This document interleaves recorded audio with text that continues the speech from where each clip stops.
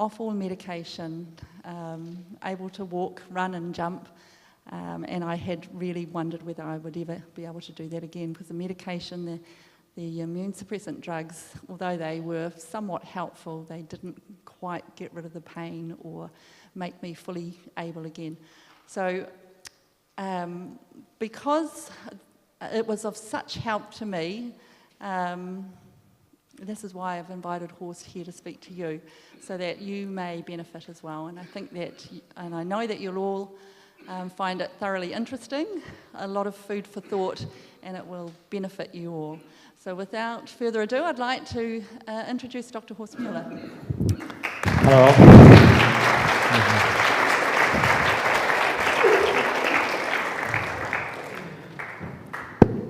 Good evening. I'm very happy to be here. It's nice from winter to just come into the summer, isn't it?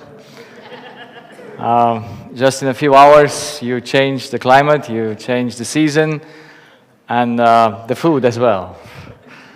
So I'm very glad that I came yesterday and can start this series in this week. Now, to introduce me a little bit, I'm almost 55 years old. I will, on the 29th of March, I was born in Romania, and I'm living in Germany from 1983. That's when I was 19 years old. I'm German by blood, so to say, by ancestors, but born in Romania, raised there, so I also know a little bit of Romanian. And in Germany, I studied medicine and became a ear, nose, throat specialist and work since 15 years in my own practice. Now, when you go to school, you learn a lot of things. But very often then when you're put into practice, you feel quite helpless. And so when I started 15 years ago, I really was helpless because I could not answer the most important question to my patients: why do I get sick? And imagine you're a professional in a certain profession and you don't know. Isn't that fulfilling? Yeah? The main answers that medicine has to the why do I have this is we don't know. And so I was very unsatisfied to be a physician that does not know. That's what really matters. So since there are no books really where you can study why we get sick, all is very uncertain, I had to do it on my own. And so I started by the very simple things that I put to the physical symptoms, the history of their life. And so I came to understand that people have how many problems? A lot. But when you want to reduce them, you reduce them to 3. And then we will reduce them to 1. So it gets more simple. So humanity has an environment. Do we live in an environment? Yes. We have a space. We are put in time, and we are put into a society. So what is the worst for our health?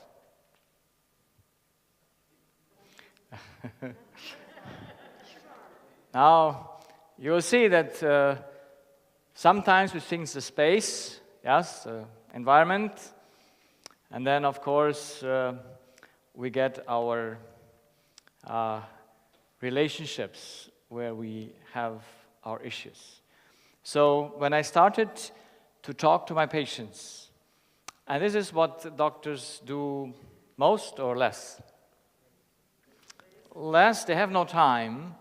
They just ask the symptom, and With the symptom, they have a prescription, they give a diagnosis, and that's all. Yes? And I have my record. Once I worked in 5 hours, 70 patients. That's a good thing, is it?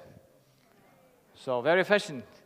If the first one would have come again at the 71st, I would have not recognized him probably looking to his face, but if I would have looked into his nose, I saw that nose today already. You see, that's how usually I was trained, to be very fast and efficient, isn't it? So you don't sit around and ask questions to your patients. But I had to do it because my patient came with all kinds of diseases, and I had no idea where should I put them, where do they come from. And it's such an unsatisfaction to have a patient before you, and I tell this story because it was one that really hit me, of this older gentleman who his ears were always, he couldn't hear well. They closed and came up, and and I told him, you have to drink more water, because that's what I learned. If you drink enough water, then your ears function well. So I told him to drink more water, and then after a few months, he came back and said, "Doctor, now I drink 3 liters of water, and my ears still don't function well. They open up and close, and open up and close." And so then I said, okay, let's higher the dose, make the dose, put up the dose, isn't it? So 3.5 liters will do it? Of course not. So then you give up. If you don't find a better thing, you just give up. And I'm not a person that gives up easily. So I said to myself, what I'm doing here, I must know. And so I started, and so I came up and saw that these things that we call stress or anxiety or depression, what are they? Are they symptoms or are they causes? Now, we will see, we will study the law, because if you want to know the cause, you must go at the very beginning of everything. And but looking just superficially, I saw that people have a conflict with time. Are you running against time? That's a good thing or a bad thing to do? So, can we go backwards in time? Now, you see, most people would love to go back and change the times. Not necessarily the time, but the events that they have experienced. Can they do that? No. Do they need to? No. But we will see why they don't need to. But most people live in the past. They can't forget things they experienced. And they would love to go in the past and fix them. But also some are just living in the past in their thoughts. I met a lady recently. She had an ear ringing for 7 years. You know, the ringing in the ear, the noise, tinnitus. And I said to her, what happened? And about 7 years ago, her husband died. And I said, do you think on your husband?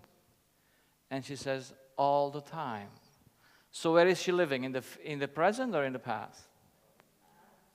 She lives from memories, but can you really live from memories?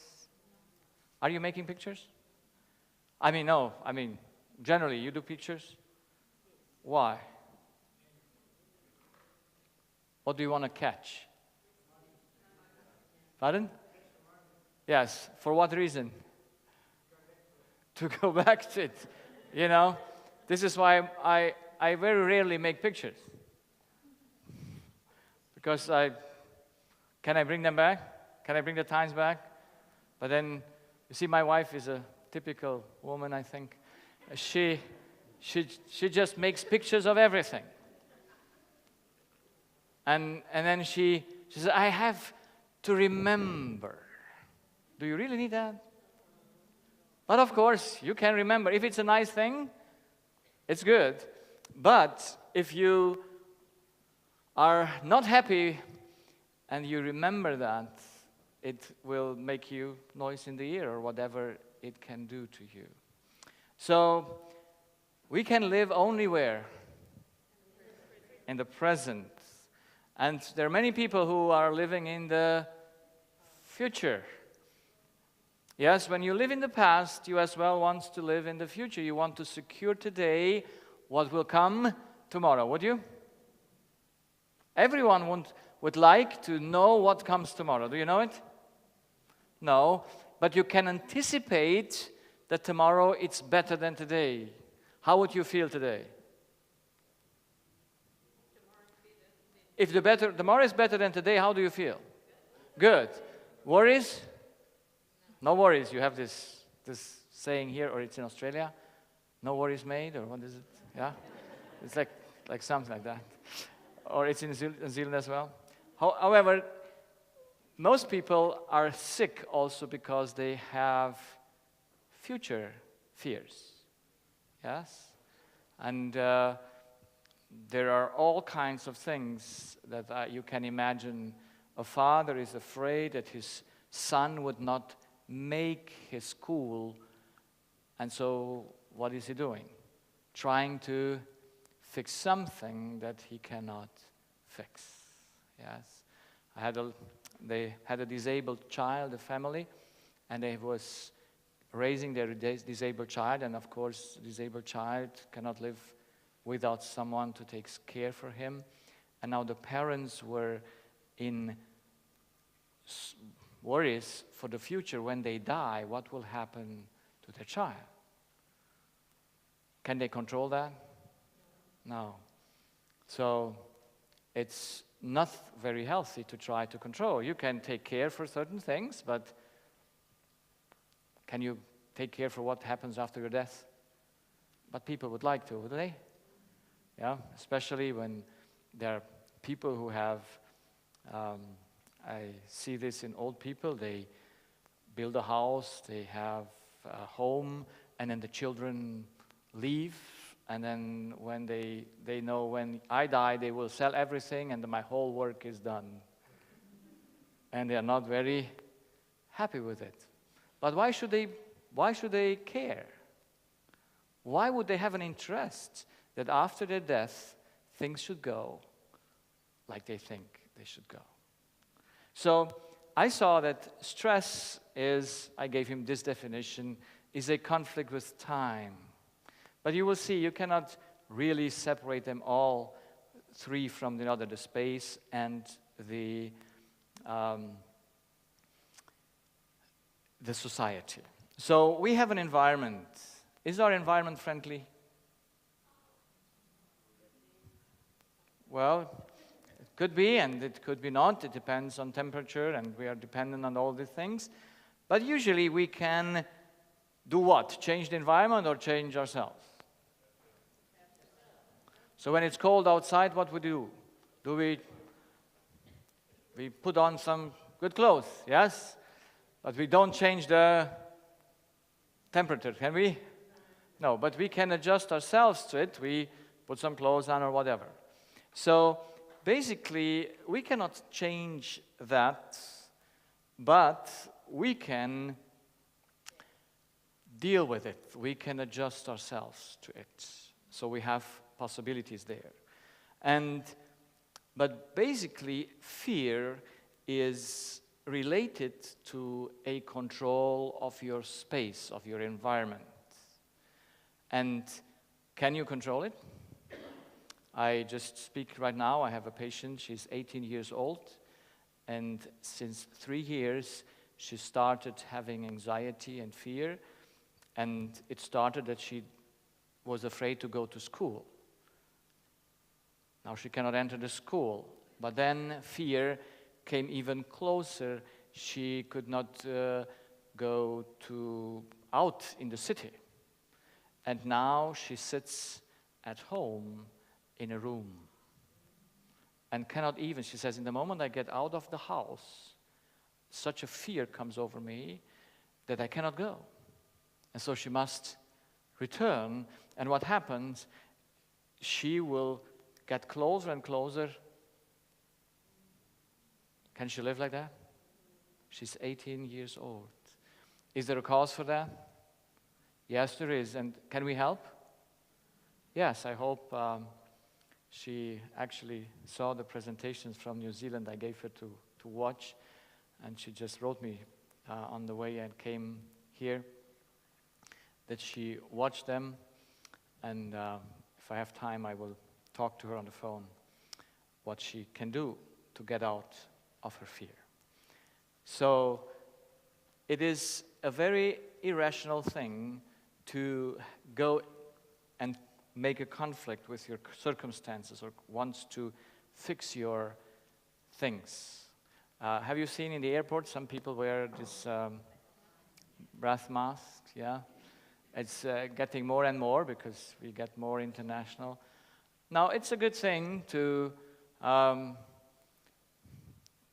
want to protect yourself. The question is just if it works or not. And I would never wear one.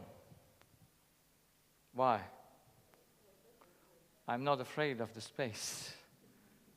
I'm not afraid that something just outside could damage me because I need some proofs if that is possible or not.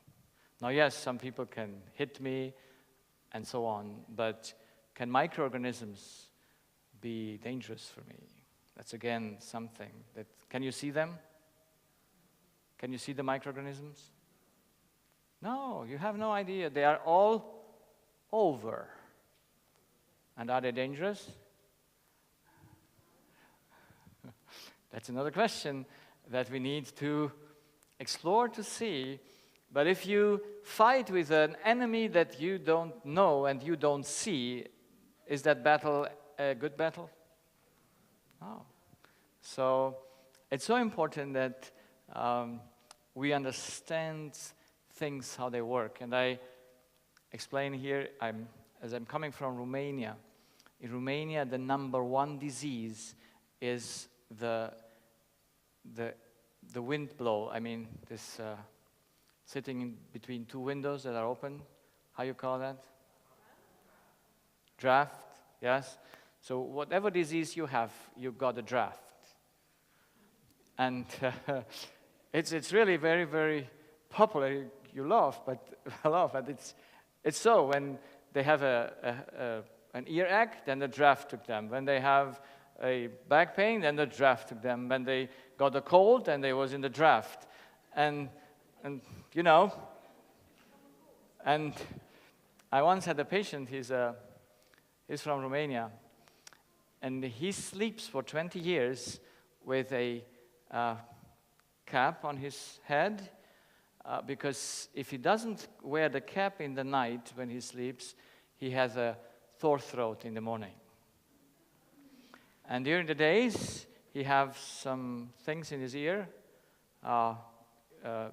so that the draft should not go into his ear canal. And so his wife wanted to see if he's right. So one night she took up his cap, and guess what happened the next day? He had a sore throat. And so she thought it's the truth, yes? And so they came into my practice, and do I believe the experiment or not? But can we rely on an experiment or not? Because we must know something more than an experiment. And is there a need for anyone who sleep with a cap in the night? I mean, in normal temperature? And is there any cause relationship with your throat pain or with that?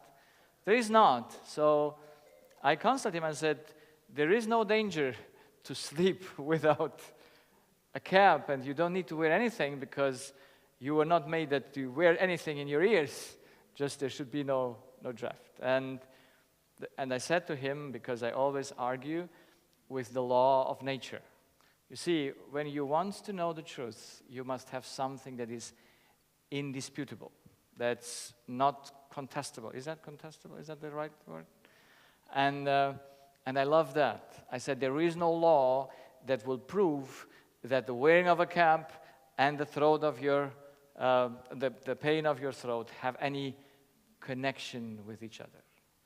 And since then, suddenly he stopped it and had no symptoms at all. His wife came a few weeks later and told me, it's a miracle happened.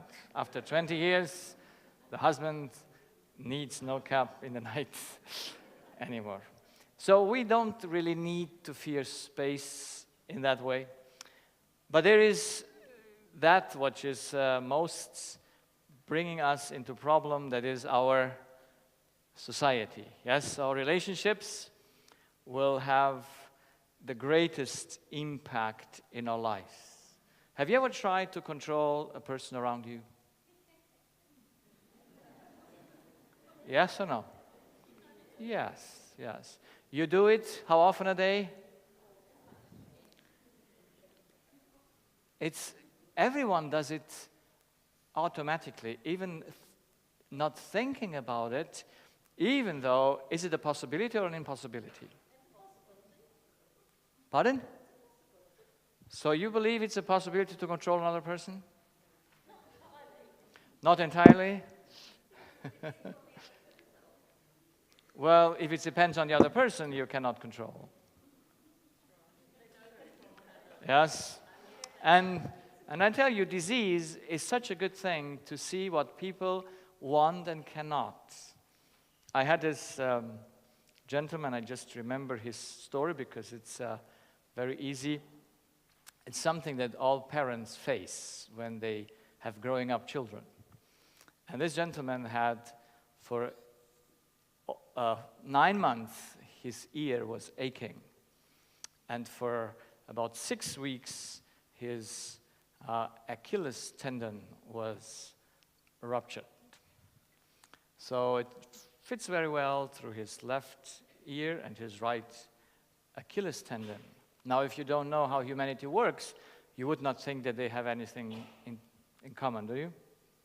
You would think that's one thing and this is the other thing. But if you know how we are made, then it's very clear that both have the same place where they are commanded, and that's the left side of your brain. And so I asked the gentleman, I said, you must have a problem. But if you ask a man around 50 years old that if he has an issue, what will he say? No. Men by birth have no issues. But if you have a woman and ask her if she has an issue,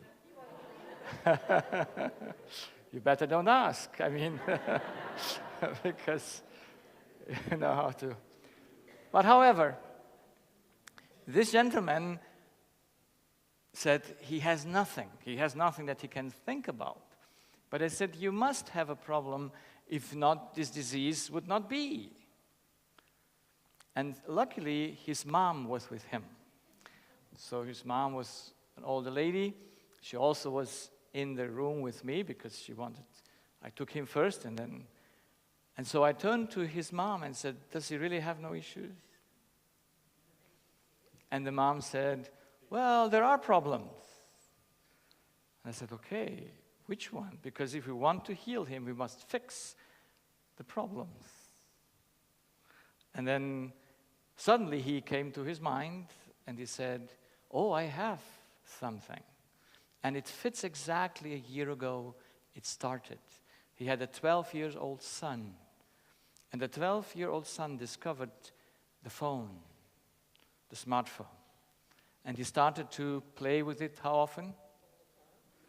All the time, not doing his homework, not, and now his father wants what? To control him. Can he do that? Can he? Well, he can take away the phone, but can he control his son? No, but you see, he still tries it. And now that he gets healed, he must stop controlling his son. And then his body is fixing. But can he stop controlling his son?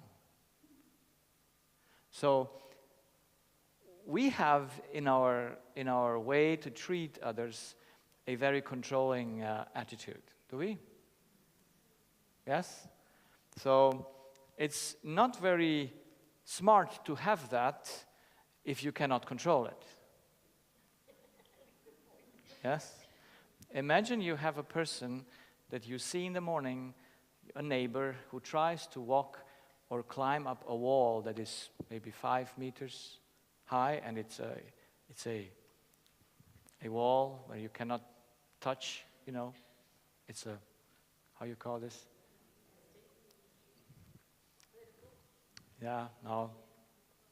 You have nothing to grab on. Like call this smooth? Smooth.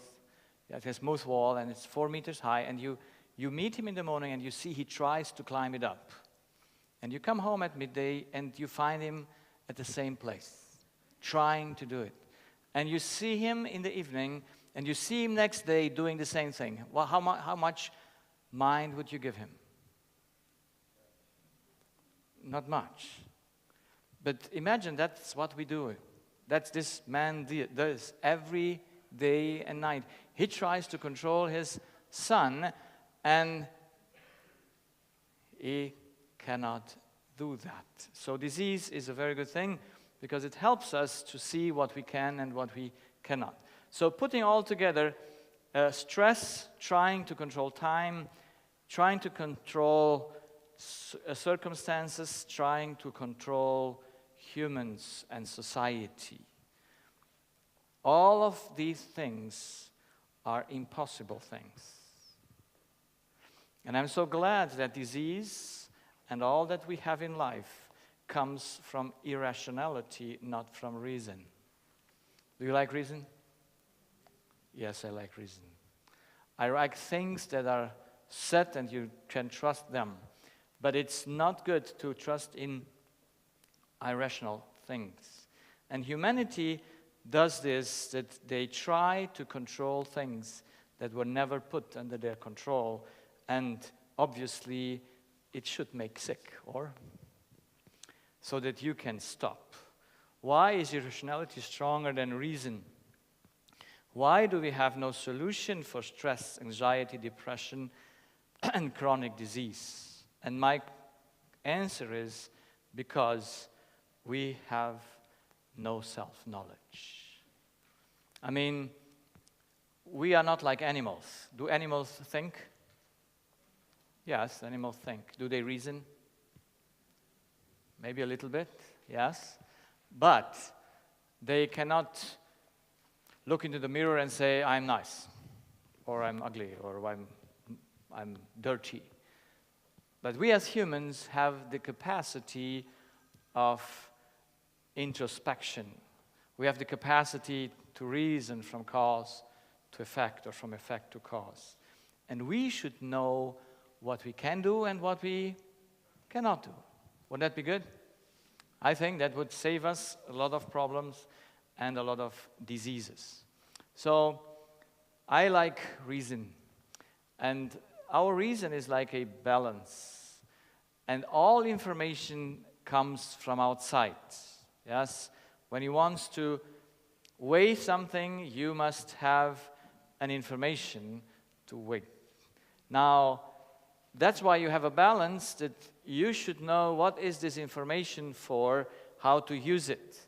And the mind is so made that you only will take an information that is truth. You would never take anything that you consider is a lie, would you? No, humanity cannot take except truth. So you can only tell them a lie which they will believe is a truth. If not, you cannot do with them anything. So we all are so set that we can only accept what is truth. And now the question comes, what is truth? How do you know that what I will share with you will be truth? Because you cannot accept a lie, but if you don't know how to measure what I say, how will you do it?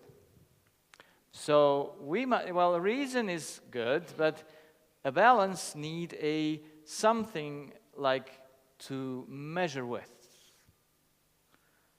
And the scale must be outside the balance. So we must have something by which our reason puts itself so that our reason does not become itself the measurement. This is basically our own problem, that we live from estimation. Do you know how long this pen is? You can estimate, yes? We will find it out without the scale. We will find it out or not?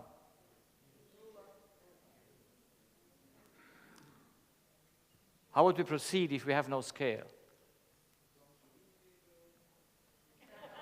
Pardon?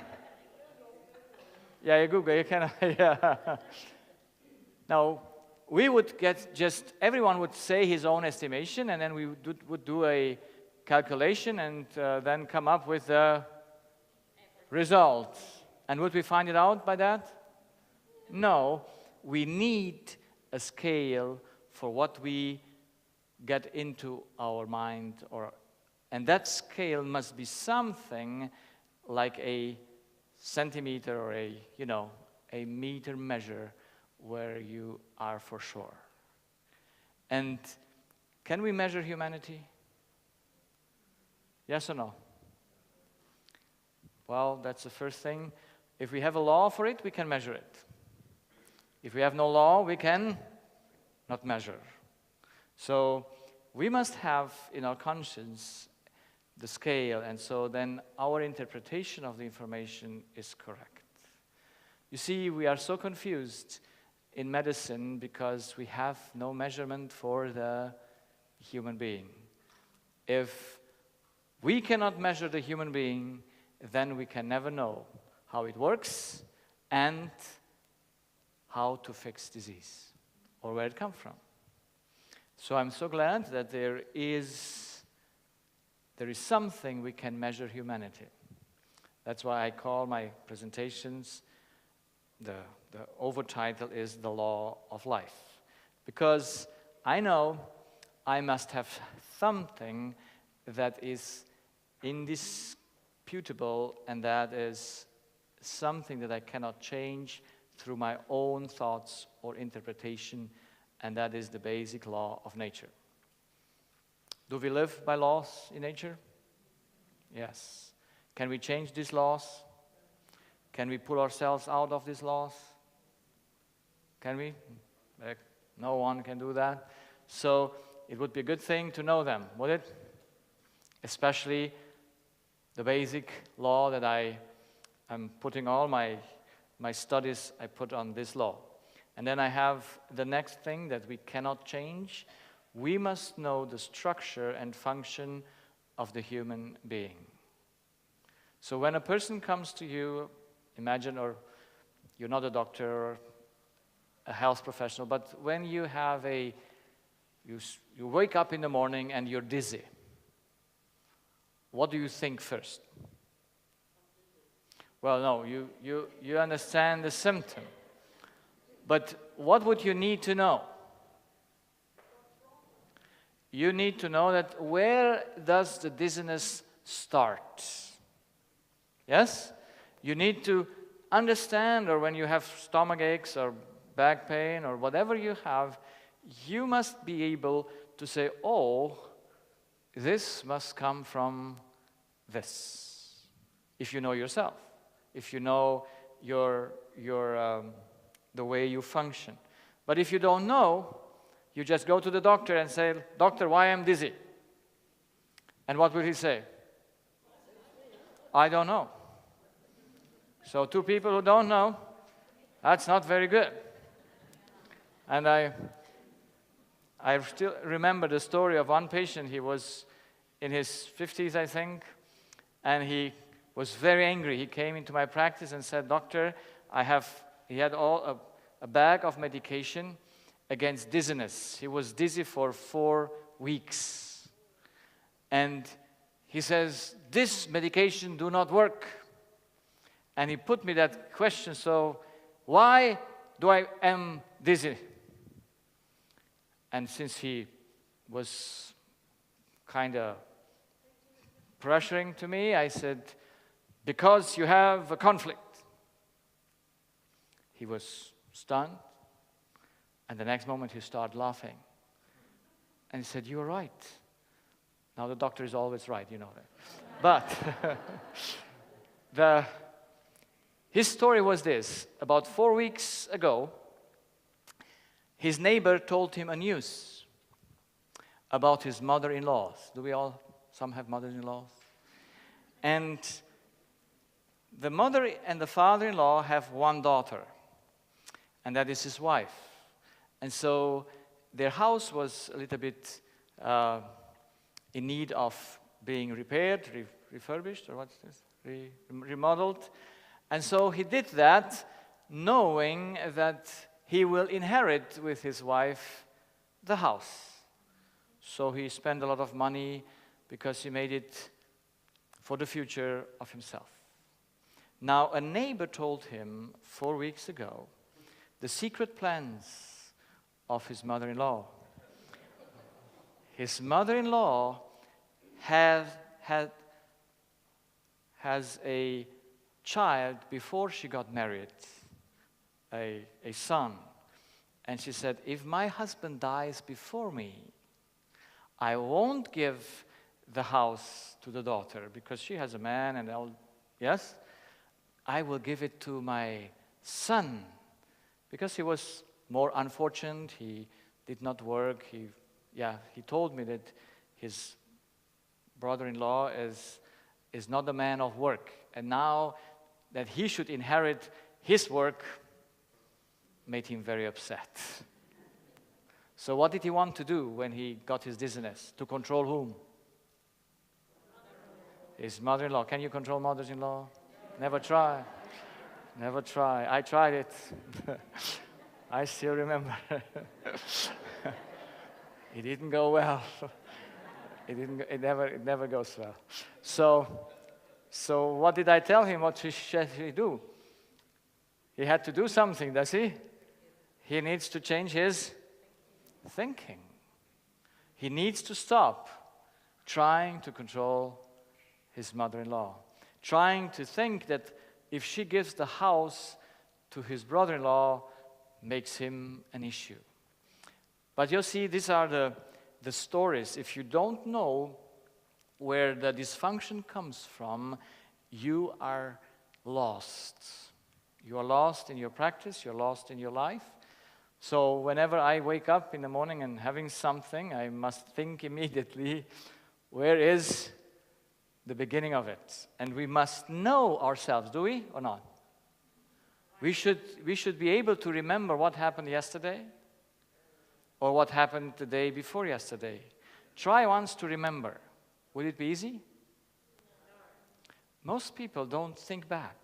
Now every morning I make an analysis of my last day so that I get acquainted to know, oh, how did I react to that situation? How did I react to that situation? You see, I was in the airport in Dubai, and you fly in the evening from Germany to Dubai. There are 3 hours difference, and then I had to stay there for 4 hours to wait for the next flight. And there was a hard bench. I mean, there was not a soft bench to lay down a little bit, just half laying down. And I was telling to myself, I was not happy to have this kind of a bench. Why would I not fly business class? And I got an offer, from one day before I had to check in, I could upgrade At least the flight from Dubai to Auckland is the longest flight, 16 hours this way, 17 hours back way. And it's almost the same price like I would pay once again the ticket, you know, just. And I have a son, and I thought maybe I sent to my son the offer, maybe he pays it so that I can relax.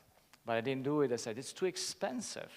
1,059 euro, that's 2,000, yeah, 2,000 New Zealand dollars around, to just for 16 hours sleep. Imagine, 16 hours sleep, $2,000. And so it's not worth it. But when I was laying down there,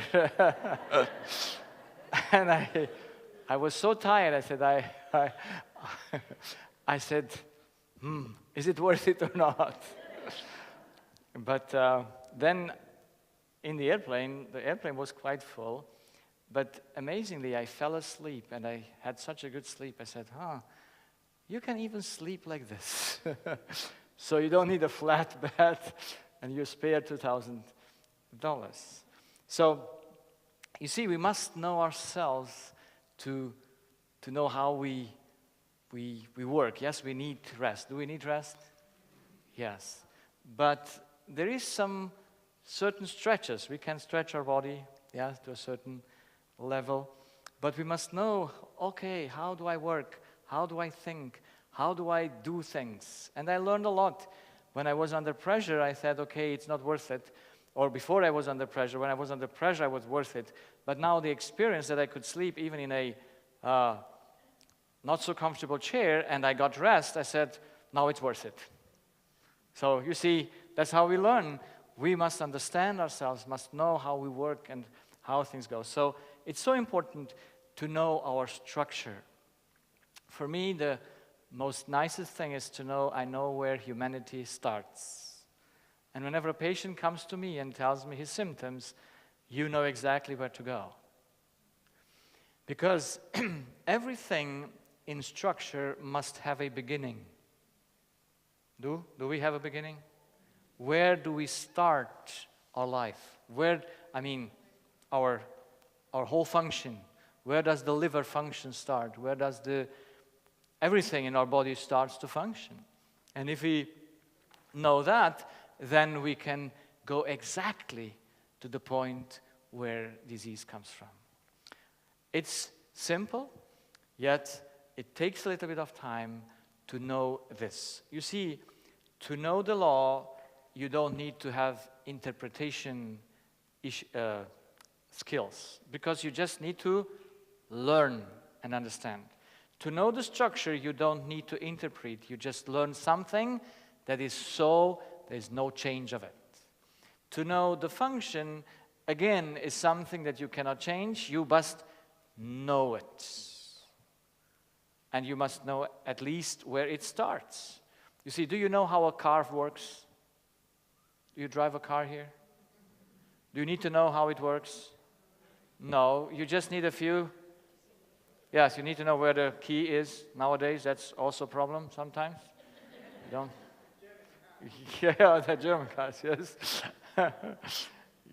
They have buttons all over, and you know which one is the one that starts it. So you know the starting button. If you know that button, how much can you do? Nothing. So even with the phone, if I don't know where it starts, it's worth nothing. And the same thing is with ourselves.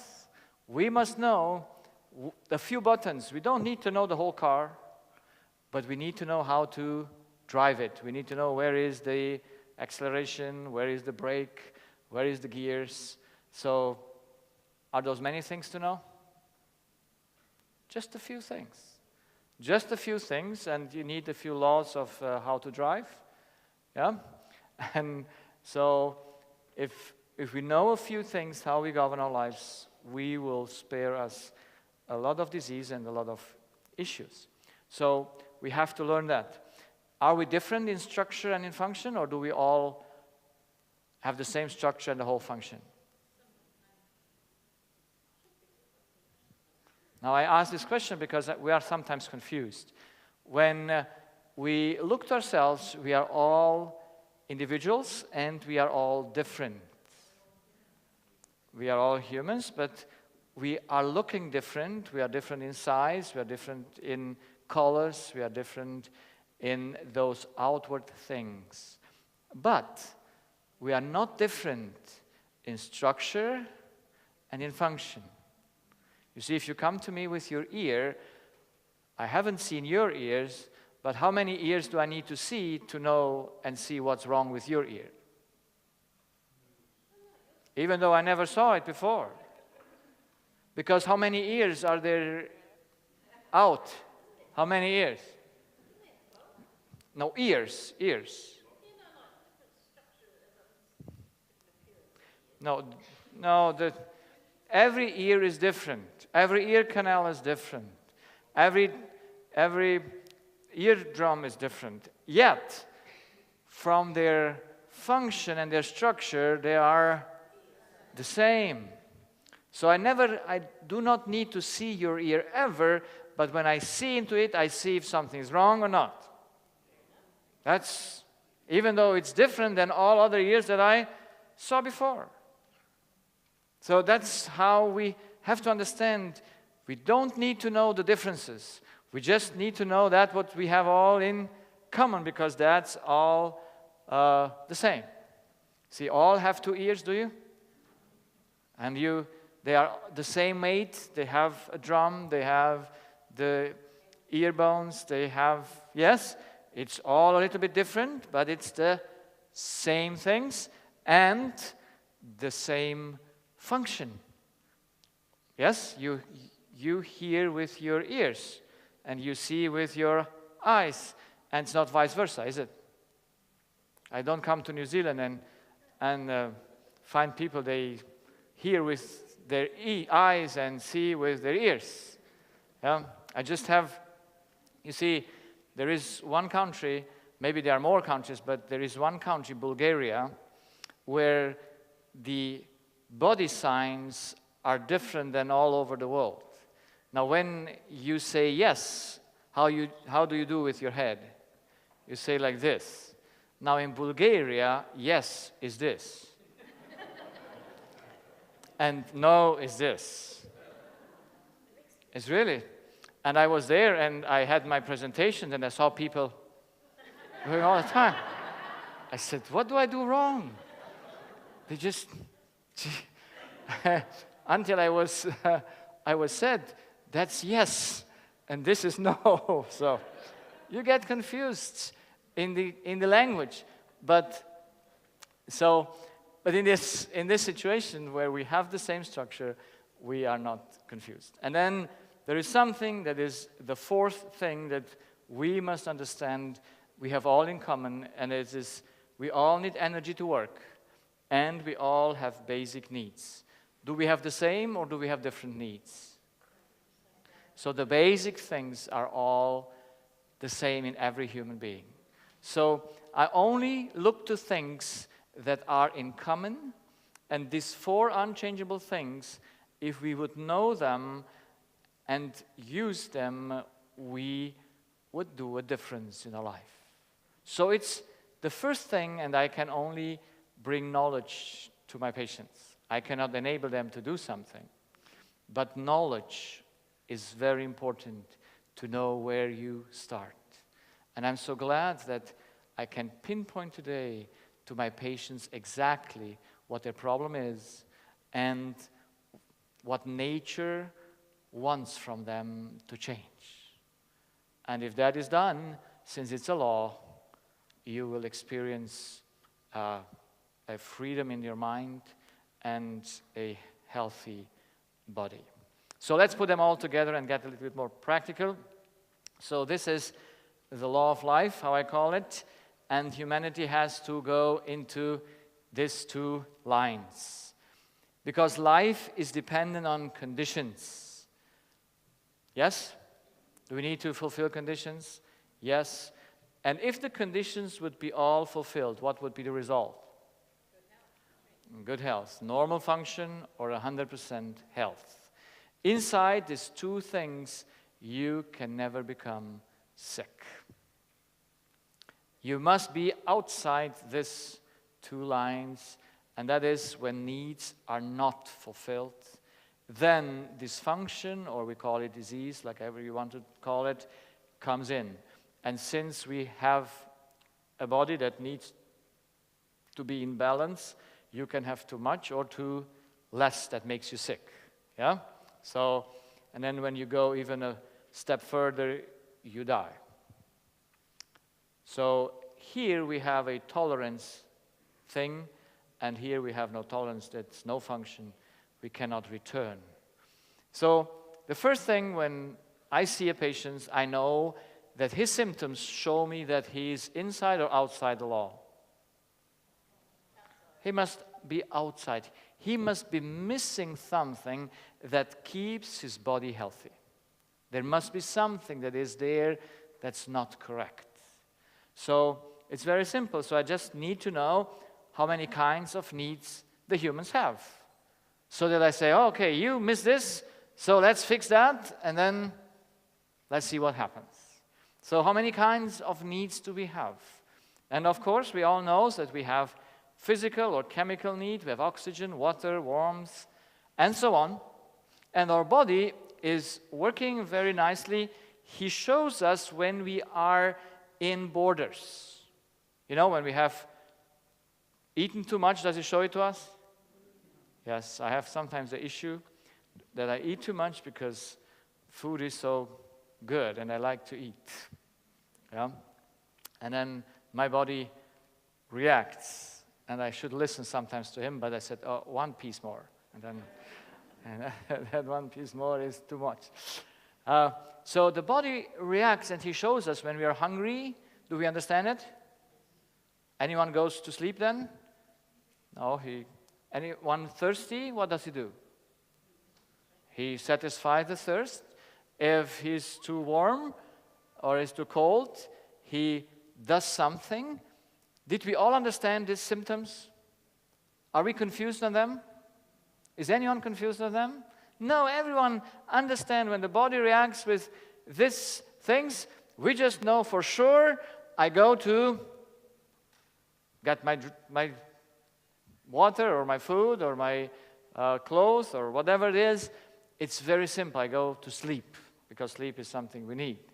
So, but now you have dizziness, or you have a ring in the ear, or you have headaches for many years. And what do? What does the body tell you? What does he miss? Because you must, from your body, know what he needs that you can fulfill that need. You have headache, you have dizziness, those are body reactions. Positive or negative? Negative. What is hunger? Positive or negative? Negative. It must be negative, because if it's not negative, you starve. It must make your life hard that you might eat, and tiredness must make your life hard that you lay down. Because if I could, I would never lay down. Would you? I would just be busy all the time. Because it's good to be busy, is it? Some people like to sleep. I like also to sleep. But because I must. If I don't need to, I would not need to sleep, but I must sleep. So my body reacts, and it tells me, you need to go to bed now. And you need to know what's missing. But now you have all these diseases that we have in our lives.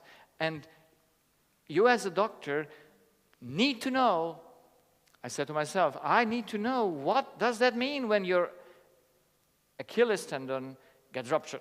Because it cannot be ruptured from a force. It must first be eaten up, that by putting it under power, it ruptures. So we must know that. So I didn't know it in my practice. So I started to ask people, what is it that they went through their life? And so I found out that they have also needs that I never learned about. love. Do you need love? Yes? Righteousness, liberty, security, and all these things which are thoughts. Do you think? Yes or no? Yes, if you think, then why do we think? Or what is the food of our mind, so to say? It's these kind of things. But I never learned that it can make sick. That when you have an issue in your life, it could make your body and bring reactions in your body. So I was surprised. It took me 2.5 years to believe it, that my patients had bodily symptoms from something that is not bodily. Because what is love? Chemistry or no chemistry? How many atoms do we find in love? How many atoms? None. In righteousness, do you have a formula? Some people come and say, oh, love is oxytocin. Or say, okay, love is chemistry. And I say, give me the formula, and whenever a patient comes to me, I just give him 3 drops because his wife died and he will be fine. Yes? Or someone made him some unrighteousness, and you just give him 3 righteousness drops, you know? Keep them 5 minutes under your tongue, and all things are gone. Wouldn't that be nice? I would be the most richest doctor. I would only produce righteousness drops, love drops, these things, liberty drops, and I would fix everything. Can we do that? No, because it's something pure subjective. It's something that it's only in our minds. And I could not understand how can something that is not physical, that you cannot even put in a formula, that you cannot grasp. Can you grasp love? If we do here a definition of love, how many definitions would we get? Everyone has his own definition. And especially what the other has to do. Yes? So everyone has his own definition, and so that's pure subjective. And I was wondering, how can that make a body reaction? And I saw that on this side, there is no limit to love. Is there a limit to love? No. You see, the physical needs, they must be into a balance. But the spiritual ones, it's either or. It's either or. And one time someone failed to you, you will have an issue with that, and your body will react. And how many diseases do we have just from our thoughts? You see, all the rest that we can exclude from that must come from this. But I never learned that in medical school, that the humans need a pure spiritual thing to be able to be healthy. So our body reacts whenever we have a missing issue here in a fantastic way. And it's amazing to know this body reaction. When you exclude the one here and you exclude a damage that is physical, then you can just go exactly to know what people are missing. So, what do you think stress, anxiety, and conflicts are about? The physical or the chemical? The physical or the spiritual things? It's the spiritual things. So it's all in our minds, that's what we do. And the question is, why do we do that to ourselves? Why is the father suffering when his son is playing the games? Should not the son suffer? But the father is sick because the son is playing. Is he the only father that gets sick from that, or mother? Oh, I have so many stories where parents are just in great despair because their children have no self-control. But why do the children have no self-control? Do the parents have?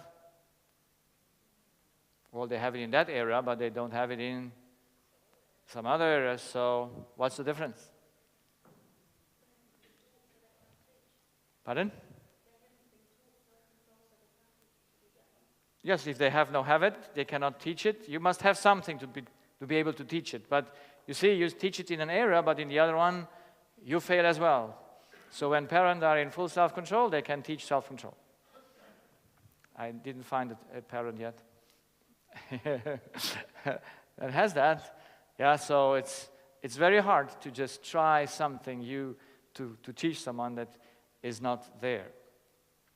So when we know ourselves, what is the first need of humanity? Is it the spiritual need or the physical one? With what do we start our engine? With oxygen or with love? Where is the button where all things start in function? Now, we need the oxygen, of course, yeah? But the oxygen doesn't start ourselves. The oxygen sustains our life and makes things work, but we need to know that there's something that comes before, something where we start, and we will prove that we start with love. And if that is satisfied, then everything else will be well as well. So let's go a little bit into the law and then finish it up for tonight so that tomorrow we can be more practical. So we know the fundamental law of nature. Everything needs energy. Every energy must come from outside, and every energy is transformed and passed on. This looks very theoretically, but I tell you, it's so enlightening if you know it. It helped me to understand everything in the human being. It's my measure, my scale. With this scale, if you once understood it, you can just figure out everything that someone says to you, if it's possible or not possible. Yeah? Because you have something to measure and say, it goes or goes not. So from this law, we have the sure thing that every effect must have a cause. Because the law says nothing has its own energy, so the effect is that what comes from an energy input. And so the second thing from this law is that all energy you must take, but you cannot keep it. You must give it and pass it on. So those are two simple things which will change everything if we put them into our minds and know how to work with them. Everything has a cause, so every effect must come from somewhere, and everything that exists must take the power, and the power is not for itself, but to give it on. Yeah? It's so fantastic if you once see these things. They are so enlightening and helping to be very clear. So we have a cause, and how many effects can come from one cause? A lot, unlimited effects, yes. So we can have the primary effect, the secondary effect, the tertiary, and the 100,000 times effect. You know that with the domino pieces, yes? They go on, go on, go on. So now when we have stress, is the cause or an effect? It's an effect. That what makes you stress must have a cause. Then from stress, you get dizzy and fall. That's what do you treat? Yes. So we have anxiety. What do I treat with this girl? She's 18 years old. Do I know where her issue is? Do I have to know where the issue is? Yes, exactly. But I just only can show it to her, and if she is willing to do that, because her anxiety comes from a cause. Is the cause outside or inside? No. What does this girl need to fix? Her parents or herself? Herself. Because can you fix your parents? No. But there is an issue in the family. Without issue in the family, you cannot get any anxiety. But the child gets that thing and wants to change it. And then the body reacts and the mind with anxiety. And now if I want to treat that, I must know exactly the cause, where it is, so that I can help the child to see it and change it. So behavior change, loss of work and whatever. This girl, I mean, fortunately, even this, sometimes fear disappears for a while and she might go out again and be quite normal for a while, but it could come back. So we'd have to fix the cause, and if she fixed the cause, she goes out and feels nothing. And she goes into school and feels nothing. No sweating, no all these body symptoms will disappear. And then, of course, is there a reason for conflicts?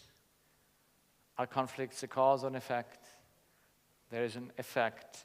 So depression, suicide, almost all problems that we have come from conflicts in our families. Yes, even anxiety and stress. So if you don't know the cause, we just try to fix symptoms, and that's not very smart. Yes, I know to fight against symptoms is a fight that is worthless. Even you might fix some, but then it goes into another place. We can never fool nature. We can never do that. Nature is in its laws, and it's so smart to just know them and try to fulfill them. So let's look to the cause and effect law. There are two things that are always different. You can never confuse cause and effect. You only can confuse primary, secondary, and tertiary effect. You know, we speak that the cause of the third thing is the second one. Yes, but we don't see the first one. So cause and effect are always different. That's why we have the effect in the body. And since the cause cannot be at the same place where the effect is, all diseases that we have must come outside of the body. Yeah, there cannot come a disease from the body.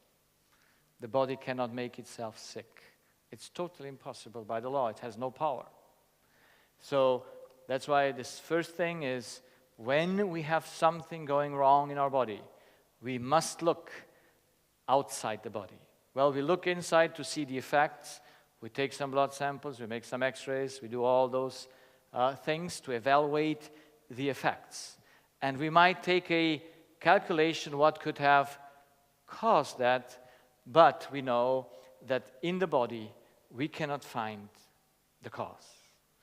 That's so simple, and but we usually search the cause in the body, not knowing that in the body the cause cannot be. So what can damage the body? We can have, by inheritance, a damaged body. Is that something that we can do something about it? No. We can have a damaged body through accidents. Can we do that? Can we do something about that? Sometimes it's partially our action, and we can also destroy our body by the wrong chemistry, by the wrong food, so to say. So can we always control our food? Do you know what you eat? Do you know what you eat? You think so. But no one really knows what he eats. Yes? You never know where it comes from. And you might take it from your garden or whatever, but it still can be somehow, your neighbor could have thrown something there, or whatever happens. It rains, sour rain, or whatever it is. We can never control 100% what we eat. Yeah? So we can say, okay, I eat this and that, and take the right things, but we don't for sure know where they come from.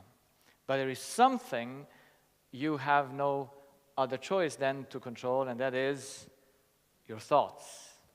Can someone else think for you? No, it's never possible. So if thoughts are that which is governing our body mostly, and it's only my responsibility, it's only my way to think, then that should be where in medicine? It should be in the center. I'm so glad that I got the opportunity. I'm now 15 years studying these things, and since about 10 years I'm going around to teach them. But this last year, at the end of last year, I got the opportunity to build and to organize a health center, with all the health treatments. Health centers, lifestyle centers, they are basically on lifestyle. And now I was called to organize one according to my teachings, where thoughts are the center. And I hope we'll start running it in July next year in Romania. Since I speak Romanian, I was invited there, and at the same time another health center will open in July. I was just a week ago, I was there teaching the staff, and they want also to put in the center not lifestyle, but the lifestyle of love, of thinking. Do you think we will have a lot of patients? You see, there is no institution that I know that teaches you how thoughts should be. I'm so glad to get this opportunity to be able to be 2 weeks, to make a session of 2 weeks where you can really teach the patient in a good, slowly time what and how he works, and to make that in the center, which is in the center, that is what you think. What you think affects your body more than whatever you do else. See, I have parents. They are very strict with their children what they eat.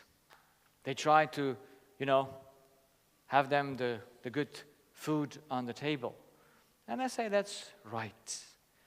But I tell them, if they are in a conflict with their child,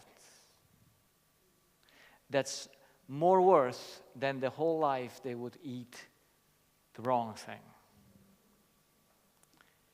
Yeah?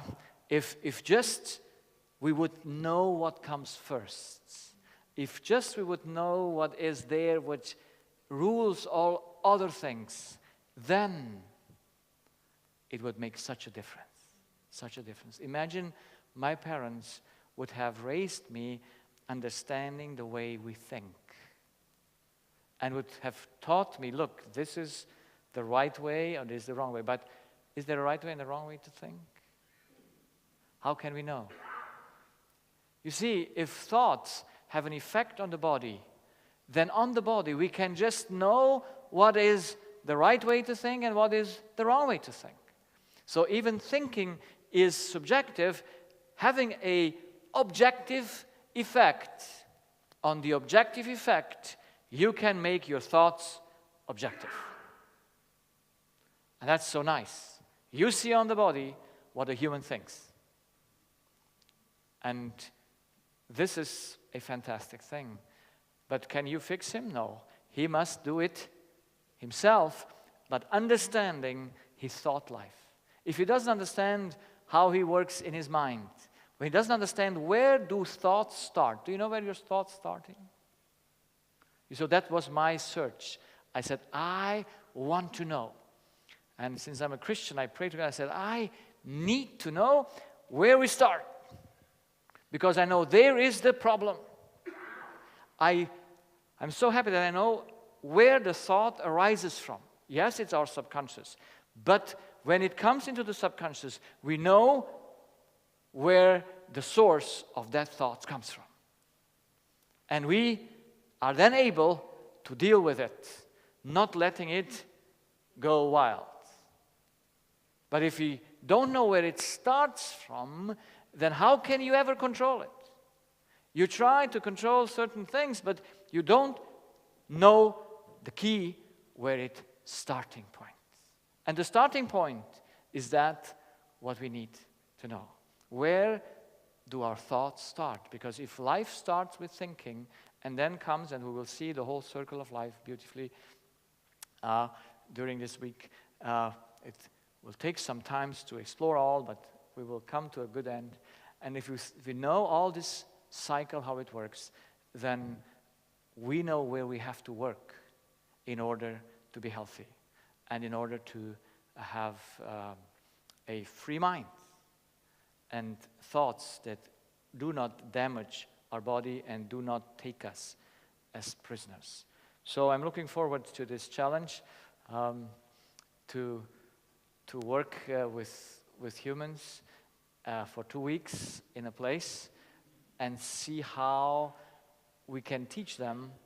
Of course, I cannot run that by myself. There will be other doctors, and I hope I get as many doctors as possible. When it once goes and people start speaking about it, then there should be a shift in our centers where we put that in the center, what is in the center. And by no means, I do not see that food is the center of life. It's always love that is in the center of life. And amazingly that is missing. You know, we have two things where love is most missing. It's in medicine and in religion. Those are the most loveless places to find. So unfortunately, it is so. You can contradict me if you want, but we will see later on. So we must put that into center. That's why we need to know how we work. Now we just come to that question from the end of this. We know that the body starts in our brain, and it starts in the cortex. That's the outer layer of the brain, and in the cortex we have the whole physical body is included. And from there the nerves go by billions into our body. The first place they come is the limbic system. From there they go and across and go everywhere. So here is chemistry and here is electricity. So there are two places in our brain that have, first, we all start, every reaction must start with electricity. The result is chemistry, and they work together. And so we have these two elements, electricity and chemistry, that works. So we must start to find the beginning of humanity not in the brain, but there where the electricity comes from, and where do the thoughts and mental abilities come from. So we must know what is there where our thoughts arise to, and because we want to put that into center in my presentations, because that's the center. You must control your thoughts, and you must know where they come from. If ever your mother-in-law does something wrong, to not get dizzy is important, because the mother-in-law doesn't get dizzy when she just changes her plans regarding yourself. But if you get that and you cannot control it, or whatever happens, there are many, many things that can happen in our lives. And when we don't know where to start, when we don't know where to fix the things. You see, the most problem is that we try to fix the external things, yes, which is impossible. And we will see the problem is not what others are doing. It's not the problem because the mother-in-law does that, or the husband does, or the child plays the whole time games. It's just, how do I manage my thoughts? That's an inner process in our mind. It's not what others are doing. And I'm so glad that we don't need to fix others, but just ourselves. Is that good? Because you have no access to others, but you must have an access to yourself to govern yourself correctly. And this is all about the teaching that I think health must provide for all of those they treat. And if we cannot provide the right way to think and how to fulfill the need for love and righteousness and all this, if you don't know that, then of course our lives will be neither fulfilled nor healthy. So I'm looking forward we have 7 more nights, yes, and it's good that we have more nights because I love to explain it more slowly so that everyone gets the point. And so having more time gives me more space to be understood better. Because if I just tell it for myself, how much is it worth? Nothing. I mean, my patients or you must understand what I share. Not necessary or not to believe me, because I don't want anyone to believe me. I just want that everyone should see that things are like that without needing to believe me. I just share them because that's my opportunity that I had in my practice to find them out. But you must, when I have shared them to you, know them that they are so, because you can prove it by the laws, by the way you function, from your reasoning. You will see it is so and not different. Yeah. So are there any questions for tonight?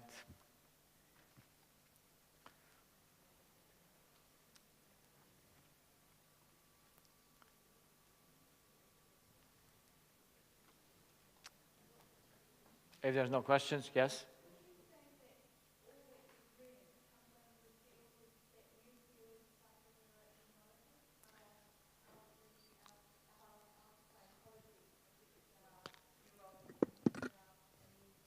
Yes. So this is where you. Yeah, tell on the microphone. I can't understand. So it's working. Just. Is it? Hello. Yes. Oh yes. Okay. Would you say that the field that you study under is the field of psychoneuroimmunology? So how psychology affects neurology, yeah, and then all the everything. Yes, because it's all a circle. Right. All laws are in a circle. And where the circle starts, he also must end. Right. And they are linear functions. And do you think that this field is gaining more traction because the prevalence of autoimmune diseases are increasing? Well, we have almost all diseases are autoimmune diseases. Mm. Yes, there is, I don't know any disease that does not come from the bone marrow. You know, like that's the center of the immune system that we know. And so every change that we have in the body must have its origin. And we will see by the circle we are functioning. Every thought that we have, or everything that, I mean, the thought makes electricity. We'll see how that works. But every electrical impulse that we have that comes up here goes into our bone marrow as well. There is no decision that we take that does not affect the function of the bone marrow. Yeah. There's a direct connection between the brain and the immune system. Yeah. So that's why we need to know the beginning of the circle. And if we understand that all laws function in a circle, they are all linear, that is, one comes after the other.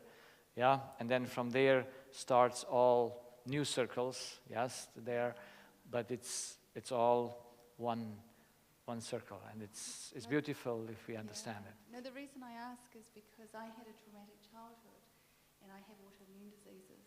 Yes. And I went on a journey, and I did some research, and I found the ACE studies, which is the Adverse Childhood Experiences studies, that were done in the mid to late 1990s. and they all agree with what you're saying, that Yes. basically your thoughts Yes. will dictate. And this is why I believe that in New Zealand, with our domestic violence rate so high, that we need to get something in those Plunkett books for children, so that if they've been through trauma, we can use probably the techniques that you're talking about to actually stop that. Yes. Understanding why, what is a trauma, you know? Yeah. What is it that it is that what others do, or the way I perceive things? Yeah, I understand what you're saying. Yes?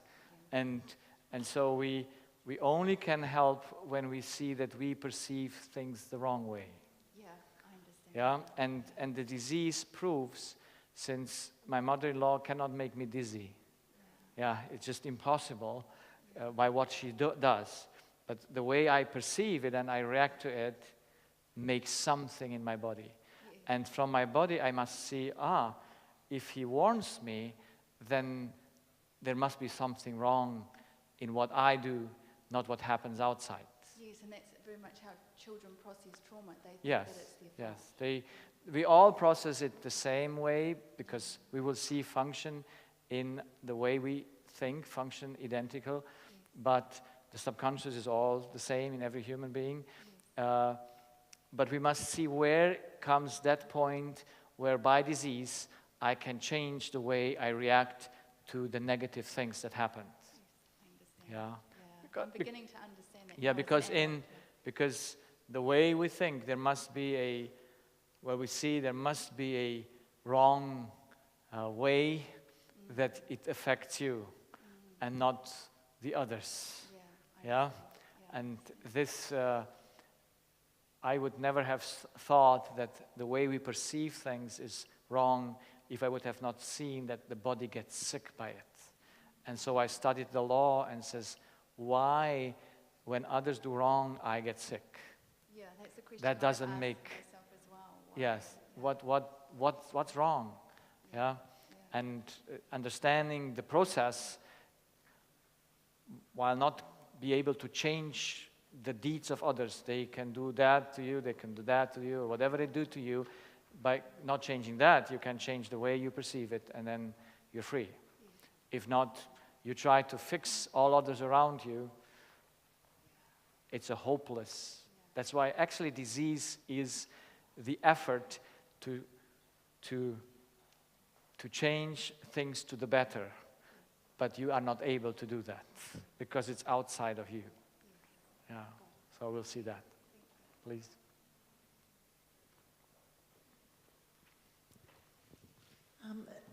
It must be an extra challenge to try and teach children then how to perceive, you know, like this woman was saying that her childhood experiences. So as an adult, you learn these things, but yeah, is that a huge challenge to try and teach children how to perceive the negative events Well, in it's a healthier way? it's when the children, we have to teach the parents, yeah, because the parents need to be taught how children function, and so I'm also developing more the field of educating parents, the way they have to treat the children, because usually we all do wrong in treating our children with the best intentions, but not knowing how a child works and how we work, we just put things into the child that is wrong. And now there are the two main borders, the anti-authoritative education and the authoritative education.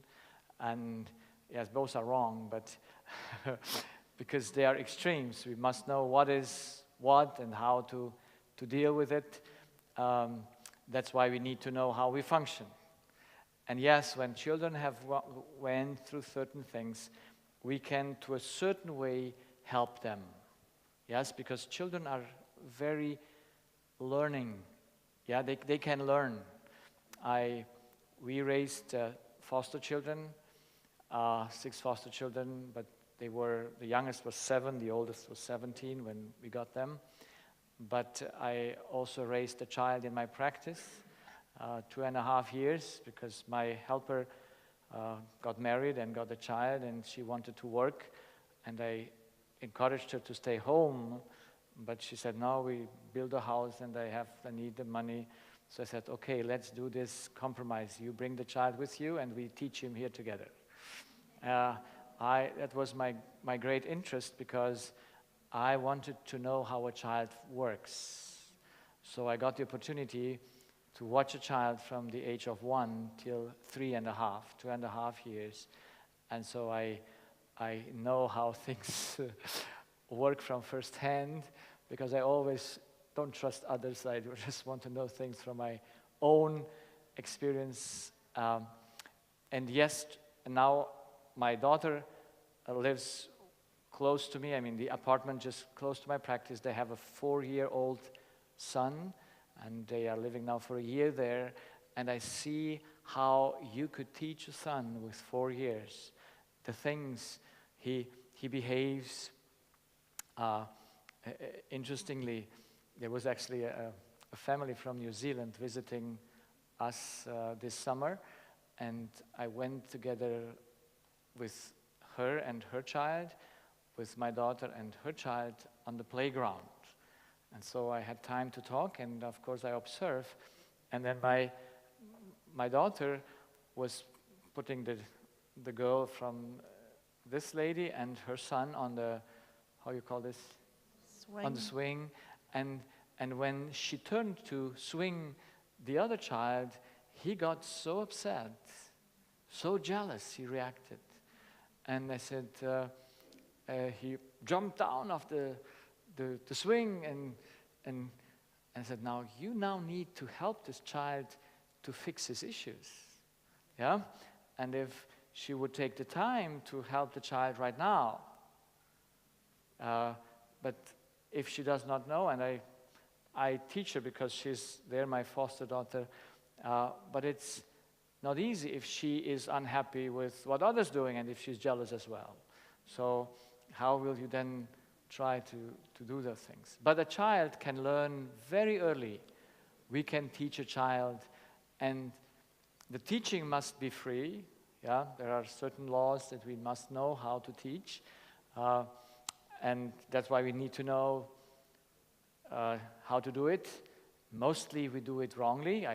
This last week, they condition their son. Yeah, they say, if you don't put your things away, or you cannot come with us, or whatever it is. And I just said to him, because he knows what I teach, I said, no pressure. Yeah, no pressure. I said, okay, I give him to you. You see if it works without pressure. Now, parents think it won't work without pressure. It works better without pressure. But if you don't have the control of yourself, and you need now to force the child to do your will, you will just do it wrongly. There must be a teaching, there must be an authority, but it must be the authority of love, in which the child knows his problem and knows what he has to do, but he must do it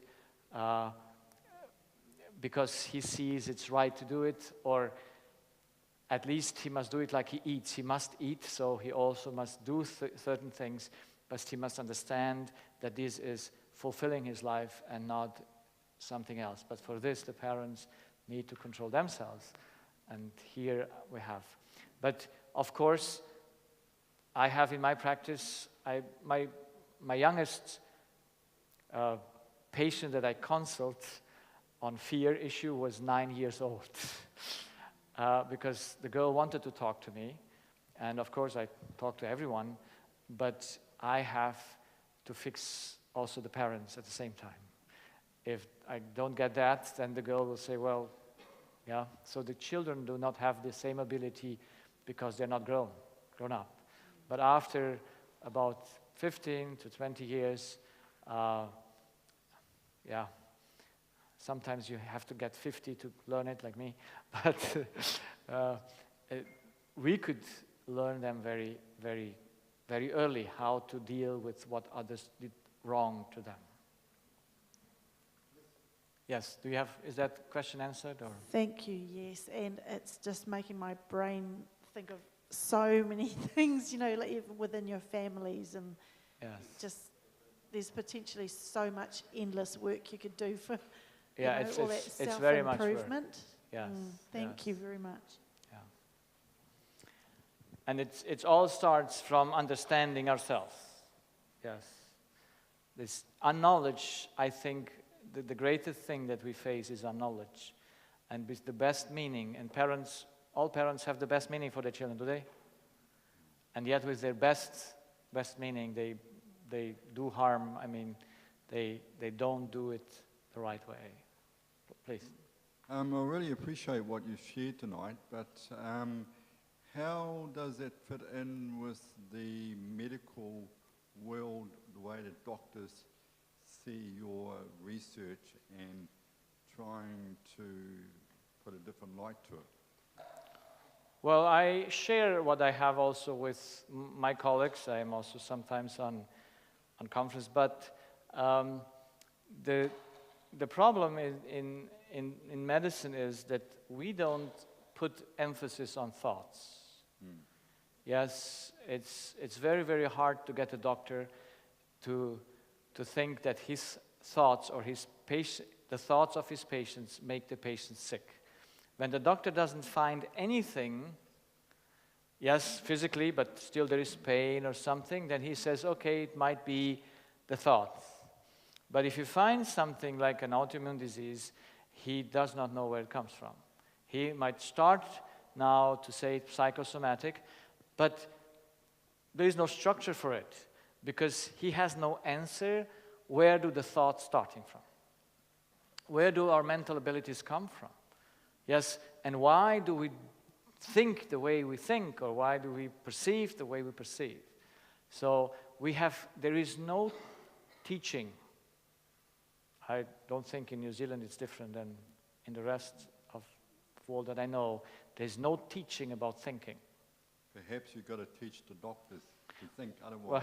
Well, not that I have to teach them, but I think anyone can understand these simple things.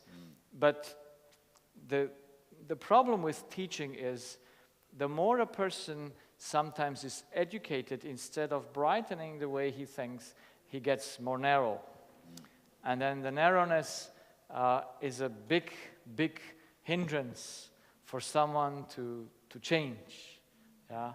So I see that people, before they don't get sick or do not get into really an issue, you cannot address themselves to say maybe something is wrong. Thank you. Yeah. Okay. Okay, there's...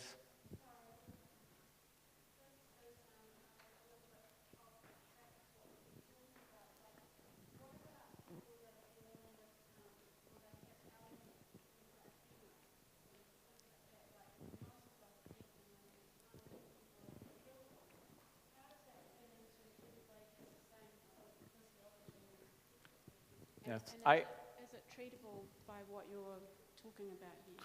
I repeat the questions for everyone about what I understood, so to see what I... Sorry, I was just... No, I repeat the question, and you tell me if I... So it is like, what do we do with diseases that are inherited? And you said like allergies? Yeah, you know, you said that the body doesn't attack itself, and Yes. all physically, you know, physiology is the same. But some people are born with allergies to things like peanuts, for instance, that will kill them, and yet 90% of us can eat them. So is that something that falls under, you know, the thought thing? Yes. Can that be cured by Yes, that? all disease must have been, we must be able to trace back to the cause. And if an allergy is... and we know how the pathway, the pathological way that makes an allergy, if we know that, then even though a child is born with an allergy, it's not an inherited disease, it just happens during pregnancy. Yeah? So a child thinks also in his mother's womb. Yeah, he thinks from the beginning. We will see when we come to that place where we see how a child develops. So thoughts are always there. And so when he does that and is born with an allergy, or he comes out with a skin that is red, like in, neurodermitis or dermatitis, yeah, what you call it, even though he's born like that, that's not inherited. It just happened during his time in his mother's womb. Of course, by his own thinking, as we will see, but there must be a cause for that. So then we can talk to the mother, we can see what can be done to eliminate the cause, and then the child will be also healthy. So they are reversible. Yes, we don't need to keep them. Have we got time for one more? There is, one. Oh, I don't need a microphone. Yeah, I'm just thinking of going back to where you're talking about structure and function of different organs in the human body. I know this may not be relevant, but it got me thinking, like, why is it, if we're all internally the same, that the same chemical can have such vastly different effects on different people? Like, one person can take carbamazepine and have bipolar cured, the other can end up in ED with electrolyte problems. Like, Yeah, that's why even the question is, if we have the same chemistry, if we have the same chemistry, then why why those?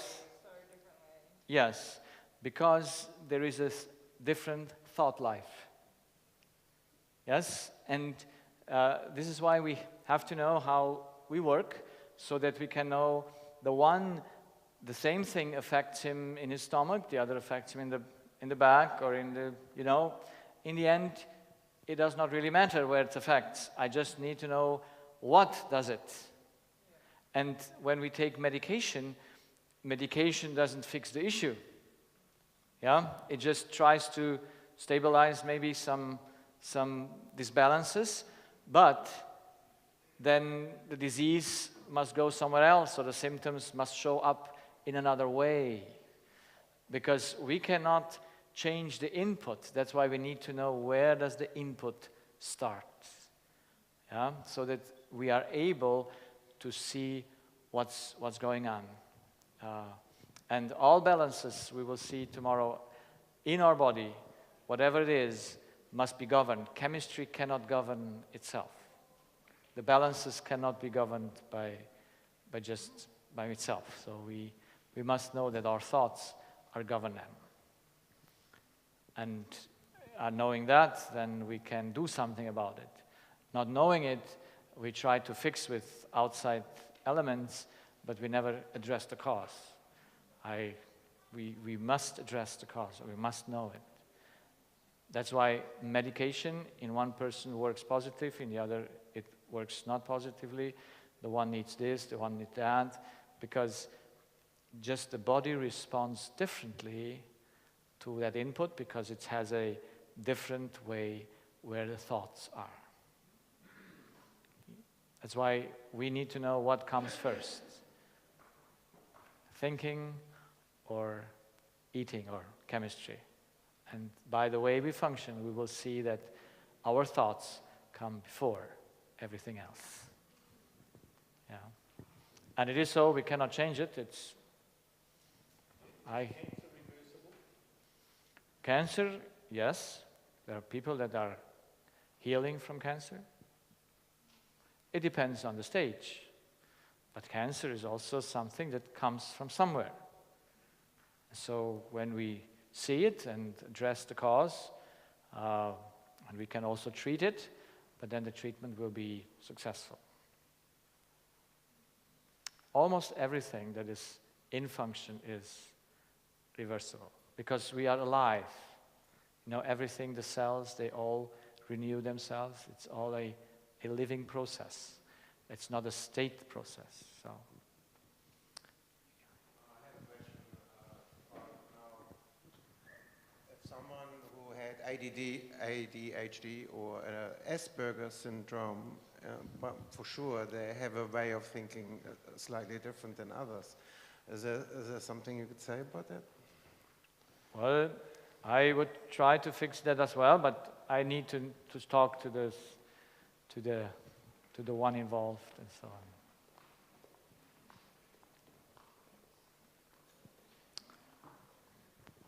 I think that we can stop here so that not all leave, and and we will